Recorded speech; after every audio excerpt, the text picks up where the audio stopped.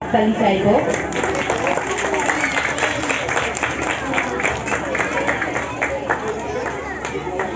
চৈতালিদিকে কিছু বলার জন্য অনুরোধ করছি।